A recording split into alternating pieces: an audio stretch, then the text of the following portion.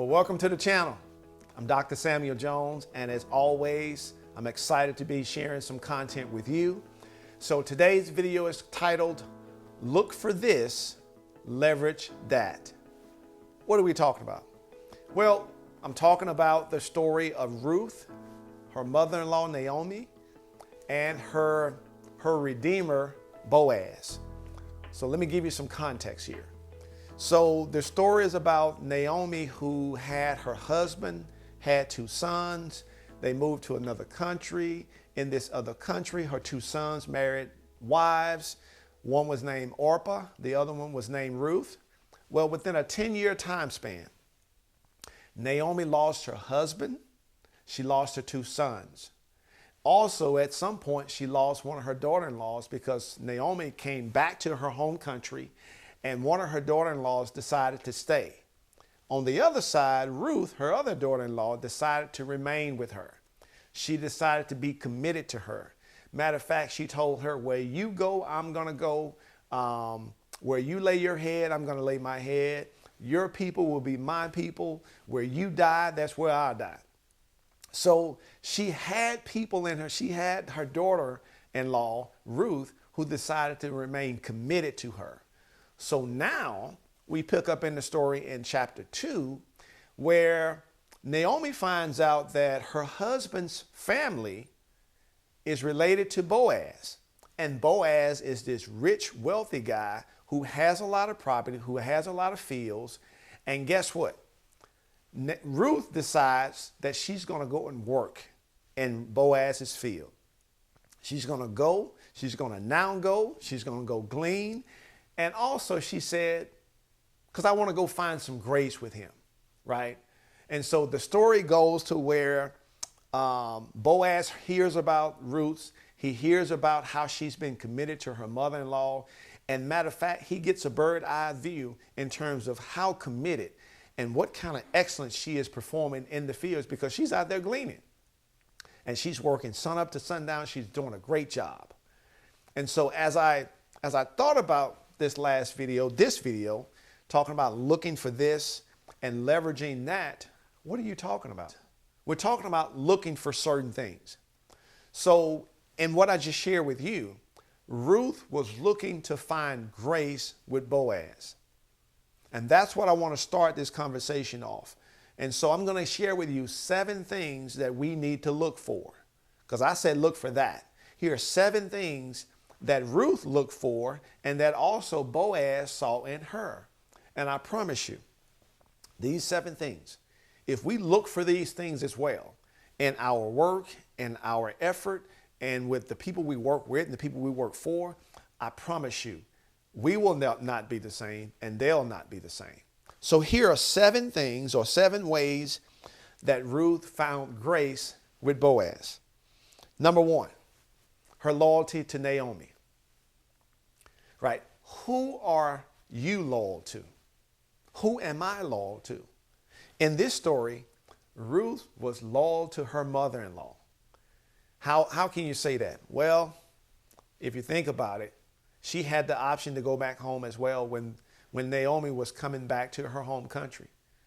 But Ruth decided to stay with her. Check box. And guess what? She finds out that Naomi is giving her some instructions to go and work in a field that she probably had never worked in a field before. Guess what she decided to do? She went start working in the field. Check box number 2. And not only that, Naomi was mentoring Ruth. She was telling her what she should do and how to handle certain situations. And check box number 3. That's loyalty. And so when you and I, we think about the people we're loyal to in our life, are we willing to put ourselves on the back burner? Are we willing to take advice or take insights from them, take the instruction from them? Are we willing to go and work in a field when we've been used to working in an office, right? I mean, it's just some things that we need to talk about. So we need to look for how we can be loyal to the people that we have in our life. Number 1. Number 2, Ruth found grace with Boaz because, number 2, her commitment to excellence. Oh, I can't say this enough. I mean, Boaz hears about Ruth and how she's serving and taking care of her mother-in-law. But not only that, Boaz goes out to his field and he sees how committed she is out there working. I mean, she's not complaining, she's working hard, and she's doing a fantastic job. And Boaz is so impressed by this, Boaz says, "Who is that? I need to know her." Question for you and I. When we're doing the work that we're doing in our field, are people showing up saying, "Who is that? I want to know them. I need to meet them. I need to have a conversation with them." I promise you, when we're committed to excellence, when you're committed to excellence, people will show up and they want to know who you are. They want to, matter of fact, they want to meet you. So, a funny thing, I was doing a training session on customer service for a client a couple of days ago. And one of the things that I always do when I'm working in small groups, there's about 40 people in the room, I always initiate the conversation by asking the group, what is it you'd like to learn today based on this topic, on the topic that I'm training you today on customer service? And so we go around the room and everyone's telling me what they want to learn. Well, I get to half of the class and 4 or 5 people repeated the same thing. And they said, "I'd like to learn how to get a raise here at this organization." I said, "Okay." Next person, "I want to learn how to get a raise here too." I said, "Okay." So it went on like 4 or 5 times. And then finally some people said, "Well, I want to learn how to handle unruly customers, etc." So, okay. And I said, let me come back to this raise question because this is a really important question. I said, I'm here to talk to you today and help you to provide better customer service. Transformational customer service is what I was focused on. I said, so let me just go ahead and hit this question head on today. I said, this is how you can get a raise for this current organization. I said, I have not talked to your managers, your supervisors, your upper management. I have not talked to them about what we're getting ready to talk about. But here's how you can get a raise within this organization. And this is what my advice, and this is my way of telling them to be committed to excellence. This is what I said. I said, provide more value. That's exactly what I told them. And then one person said, well, how can I do that and why is that important? I said, well, you can provide more value in so many different ways. As a matter of fact, you're in this training session today that's actually sponsored by your organization. I said, get the value from this training session, number one. And I said, number two, this is how it could possibly benefit you. By you're working for this organization and you start performing better customer service, transformational customer service, you will have other organizations who interact with your organization and they meet you and they're so blown away by your customer service, they will want to hire you from your current organization and you will get a raise. And they began to think about it. You see, sometimes we want things, but we don't really want to bring more to the table. Ruth didn't care. She had a commitment to excellence. And I'm telling you, when we look to provide and be committed to excellence, oh my goodness, everything else will take care of itself. So number two, her commitment to excellence. Number three, what we need to look for. And how did Ruth find grace with Boaz? Number three, humility. She was humble. I mean, I love when they're in the field and they're having a conversation and Boaz is giving her some instructions in terms of telling her, listen, I appreciate what you're doing. I appreciate what you're doing for Naomi. You does such a great job. As a matter of fact, I don't want you gleaning anywhere else. I want you gleaning only in my fields. As a matter of fact, I've told the men, don't mess with you.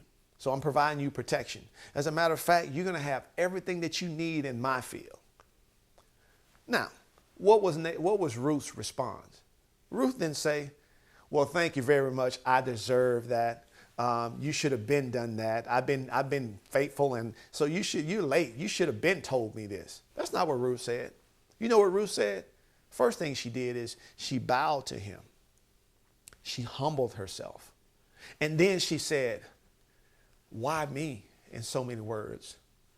Who am I that you're going to do that for me? You see, she was humble. That's how you're going to find grace with people. Humble yourself. And that's what she did. Number 4, how did she find grace with Boaz? Her reputation. Don't you know that your reputation is going to precede you? People heard about you. People know about you based on your work. You know, my grandmother used to tell me all the time. She said, young man, she said, your name will go farther than you'll ever go in this thing called life. In so many words, what she's saying is your reputation is going to go before you. Let me ask you this. What is your reputation saying about you and how you work and how you interact with people and how you serve and take care of the people that you serve and take care of? What is your relationship? Are you friendly? Do you like to have conversations? Do you like to serve people? Do you like to help make people happy? Do you like to meet people's needs? You see, Ruth's reputation about coming back with her mother-in-law, that spread it all over town, that spread it all over the country. And people heard about it. And they said, have you heard about Naomi? And she lost her husband and she lost her son. Yeah, that's so sad, isn't it? And also she lost her daughter-in-law. But also, did you hear that one of her daughter-in-laws came back to stay with her? As a matter of fact, her daughter-in-law is actually taking care of her. No, you don't say. Yeah. And not only that, she is actually working in the fields. She's going above and beyond to do this for her mother-in-law. What do you think people are going to say about that? What do you think people are going to say about you and what you do in your field, whatever your field is, when they hear about, you know what, I had this problem. And I called this person that works in this organization, and they told me, they said, we normally charge for this. But listen, since that's the only problem you have, we're not going to charge you for this. We're just going to meet your need. And you do that consistently. What do you think people are going to say about you? They're going to say, you know what? They do great work. That's your reputation. You building your reputation. You know, amazing thing. In my customer service training, my transformational customer service training that I was performing for a client, at the end of the training session, I always refer back to the question that I asked them at the start of the training session in terms of what is it you want to learn today, right? And so my ultimate goal is to ensure that as the facilitator, that I help people learn exactly what they want to learn by the end of my session. And so at the end of the session, I said, raise your hand if for some reason what you shared with me that you want to learn, that you were not able to learn in this training session. So there's only one person raised their hand. And this guy, he said, well, Dr. Jones, he said, one of the things that I wanted to learn was, you know, how to help people that I can't help. And I said, well, give me an example. He said, well, I work in this specific department for our organization, but sometimes I get these crazy calls from the public. And one of the calls that I got was about, someone needed help with a death certificate. And he said, I couldn't help them. And this is what I said for him. I said, let's role play. Okay, I'll be you and you be the person making the call. And so I act like I answered the phone and I said, how can I help you? And he said, hey, I just want to know, can you help me get access to a death certificate? And I said, okay. I said, sir, let me get some information from you. Number one, who is this death certificate for? And he's just played along with me. He said, well, I had a family member to pass away. And I said, first of all, I am so sorry to hear that. I said, what was their name? How old were they? What did they pass away from? When are the funeral services? You see, I started asking all of those questions. And finally, at the end, I said, sir, in this department, I can't help you with a death certificate. But what I can do, let me take your name and your number, and I'll see if I can call around to see if we can get someone to help you with this matter, because this is so very important to you, and we want to let you know that it is important to us. Okay? So we ended the conversation. And I said, now, based on that role play that we just did I help that person on the phone? The first thing he said was, yes, but you didn't solve their problem. And the rest of the room laughed. And I somewhat laughed. But this was my point with him. And this is going to be my point with you. You see, sometimes helping people is not always about solving their problems. And that's the kind of reputation that I want to have. That I probably didn't solve your problem, but I was able to help you. And don't you know that's the way Boaz saw Ruth? Boaz was like, you know what? I can't bring your husband back. I can't bring your father-in-law back. I can't bring your sister-in-law back. But you know what I can? I can help you now. Why? Because of your reputation, Ruth. Your reputation precedes you, and your reputation says that you are someone who has character, who has integrity. You do a fantastic job. And I promise you, you will find grace with people when they hear and know about your reputation. And guess what? We're building our reputation every single day. So don't take for granted what you're doing, who you're doing it for. You may not get a lot of notoriety. You may not get a lot of pats on the back. Don't worry about that. Your reputation is preceding you. And when it's time for your Boaz, right? And I'm not talking about Boaz in terms of someone to marry you, but I'm talking about that perfect client to approach you and say, hey, I have an awesome opportunity for you. I'm ready to partner with you to take my organization to the next level. Guess what? You're going to be ready for it. So, reputation. So that was number 4. Number five is Ruth. Ruth found grace with Boaz because she allowed herself to be vulnerable. You know, this is one of the hardest things that I've seen people struggle with. They don't want to let anyone know how they feel. They don't want to let anyone know that when they're disappointed, right? It's important to just allow yourself to be really, really vulnerable. You know, when I'm doing my training sessions, my coaching sessions, my keynotes, I tell a lot of personal stories. And I can promise you, I never tell a story where I can stand up and pound my chest as if I was the hero. Oh, no.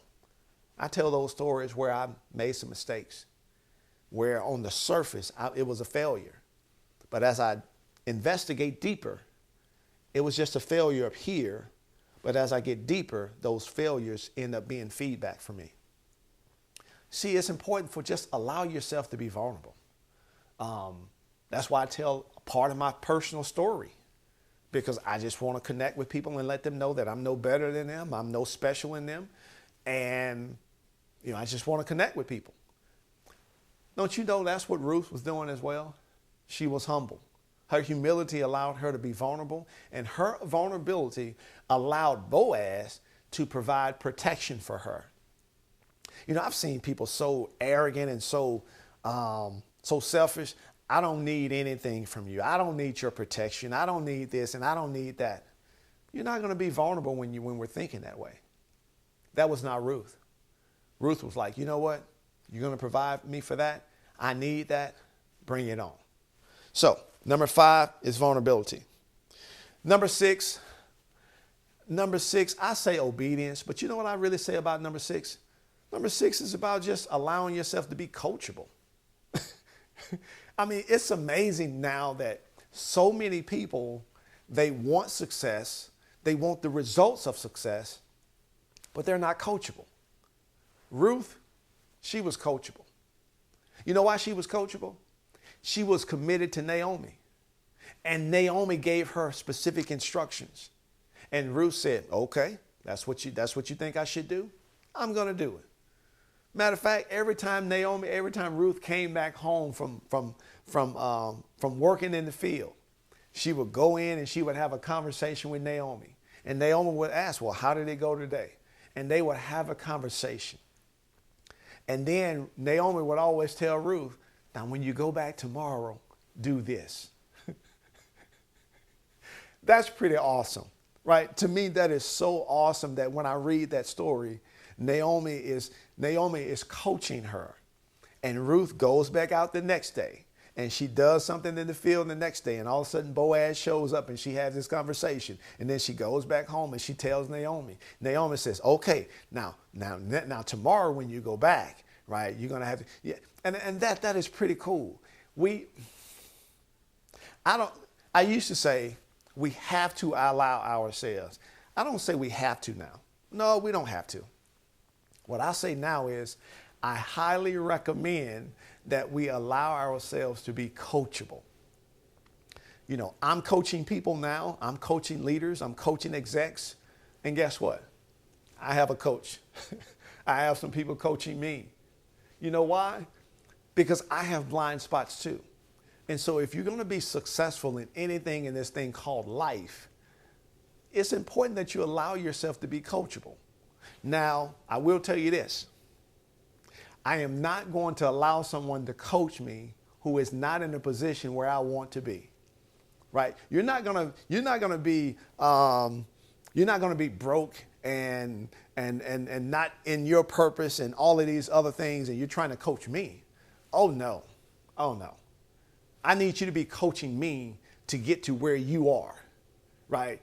So I don't need someone coaching me who if I'm trying to accomplish this and they didn't accomplish that and they're not even on the same page. Oh, no. I'm sorry.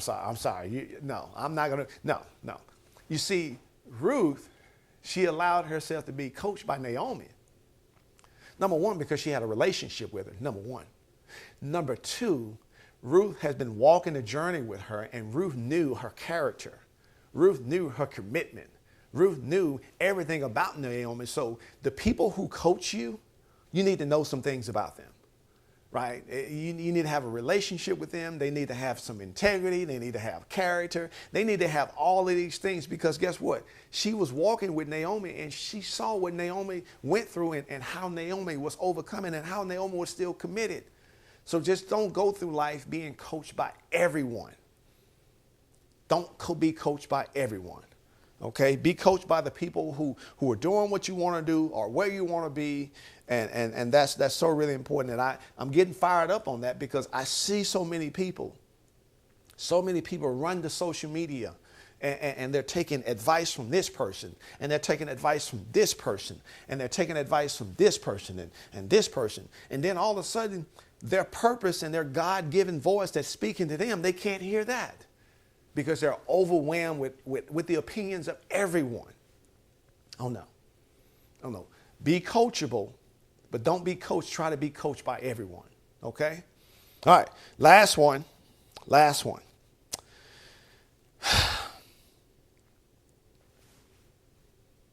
Ruth found grace in the sight of Boaz because of her integrity. Let me read you this. Ruth acts with integrity and honor, and Boaz notices it. Don't you know? When you have integrity, people are going to see it. People are going to experience it. People are going to feel it. And people are going to want to be a part of it. So just because you have not gotten to where you want to be, you haven't had the success you like to have, you don't have all the things that you want to have, continue to focus on and look for your integrity. And let that continue to shine and shine and shine. Okay? So be encouraged by that. Now, so those are the 7 things that you need to look for. So look for those 7 things. And here are the 5 things that I want to encourage you to leverage. Okay? And I love when I think about a leverage, right? A lever. A lever is just kind of putting something and using the weight of something else against something else and being able to move things that normally you wouldn't be able to move. And these are things that I'd love for you to leverage, okay? 5 things that I love for you to leverage. Number 1, leverage your current results. I know you may say, well, Dr. Jones, if I'm like Ruth, I ended up in a field. Guess what? That's okay. So no matter where you are, you may be in a place right now that you didn't plan on being. That's okay. But you need to leverage it. Leverage those current results. Why? Because you learned something getting there. No, you getting there, it may not be your fault. but that it doesn't matter. Leverage your current results. You got there, and there are some gifts, skills, and talents that you have there. Leverage the results of where you are, number one. Number two, leverage your reputation. Remember, she was committed to Naomi. Everyone knew about that. Boaz knew about that. So what does that tell other people? Wow, she was committed to her mother-in-law. You know what? If she gets in a relationship with me and she's collaborating with me, she's going to be, guess what? She's going to do that. She's going to have that same commitment with me. Guess what? That's why when people do reference calls on people, they're just verifying your reputation. Because guess what? They want to confirm what they've heard. So, number two, leverage your reputation. Number three, leverage your respect. You have a lot of respect for yourself. Show that same respect for other people. Right? Truly treat people how you want to be treated. Leverage that respect. Number three. Number four, leverage your relationships. You have relationships with a lot of people. Leverage them. When you need something, call on them. When they need you, serve them. Meet their needs. That's a tremendous way that you can leverage. Now, I'm not talking about using people, but I'm talking about leveraging your relationships. What do you say, Dr. Jones? Using people. We're not talking about using people. This is how some people use people. They call people and they ask for something, and the people always give them, but when they call them, they can never give anything in return. To me, that's using people. You don't leverage that. And when someone is trying to leverage me, I call them on it. You know, I've had mentees that said, well, Dr. Jones, I'd love to have lunch with you. I said, okay, let's go to lunch. We'll go to lunch. I'll wait. I'll take care of the ticket. Okay? We'll go to lunch. I'll take care of the ticket. By the third time we go to lunch, and they don't want to take care of my ticket, just a lunch meal, okay, we need to have a serious conversation. And so you don't use people, but leverage your relationships. And last but not least, leverage your resolve. There is some great resolve that you have forgotten about. What do you mean? Well, there are some things that you've overcome. There are some things that devastated you that some people probably wouldn't have survived. But you know what? You survived it. And you're still going strong. And what that tells me is you have great resolve. And I can't help it, but where you are right now and what you might be going through, you need to remember that great resolve. Because you know what happens? Sometimes we get so far away from the challenges and the problems that we faced in the past, we forget about what it took. We forget about our commitment. We forget about how we had to pray and seek God and lean on our family and friends and how to get laser-like focus when we need it the most. See, that's what happens when we get far away from our problems. We forget. But I promise you, Ruth, she didn't forget. She didn't forget that she lost her father-in-law. She didn't forget that she lost her husband and she lost her brother-in-law. She didn't forget that she lost her sister-in-law because her sister-in-law decided to stay back home in the home country. And she didn't forget that she was walking with her mother-in-law, who she gave her word to, who she committed to, who she told her, where you go, I'll go, your people be my people. She didn't forget that. And then she didn't forget that she'd be willing to go to the field because her mother-in-law told her to go to the field. And she didn't forget that all the things that her mother-in-law told her. She didn't forget her resolve. And that's what I want to leave you with today. Don't forget your resolve. Don't forget it. You have great resolve. And one of the perfect examples that reminds me of the great resolve that I currently have is not because of me, but it's because of him. And his name is Jesus. And what he did, and what he has already done, and what he's doing in me. It just reminds me to just stay focused and stay committed and to just trust in him because he is in me just like he's in you. You see, I've been talking to you about Ruth and about Naomi and about Boaz, but it's not even really about them. It's about you. Don't lose sight of what's important to you. Don't lose sight of who is important to you. Don't lose sight that some things happen in life just so they can bring out the best of you in life. And that's why I'm sharing this information, because I want to serve and help more people. And I recognize that I can't scale that by just doing a keynote conversation. So that's why I'm doing these videos, and I'd love to work with more people. That's why I'm doing this. And so I just pray that you're getting some benefit from some of these videos. But more importantly, just be encouraged. Just know that you're not alone. What you're going through, what you face, what you've been through, you're not alone. And when we know that we're not alone, that we have a community of people who can relate to us, who can understand us, who supports us, oh my goodness, that's what we need to keep going forward. And so I pray that this video has been that for you. So keep going forward, keep moving it forward, and just keep passing it on forward. I hope this video has been helpful for you. I enjoy doing them. I'm excited about the work that I'm doing. I'm excited about my team, and my team is continuing to grow.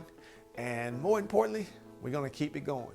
So again, like the video, share the video if you know someone who can benefit from this. And as always, we look forward to seeing you on the next one. See you soon.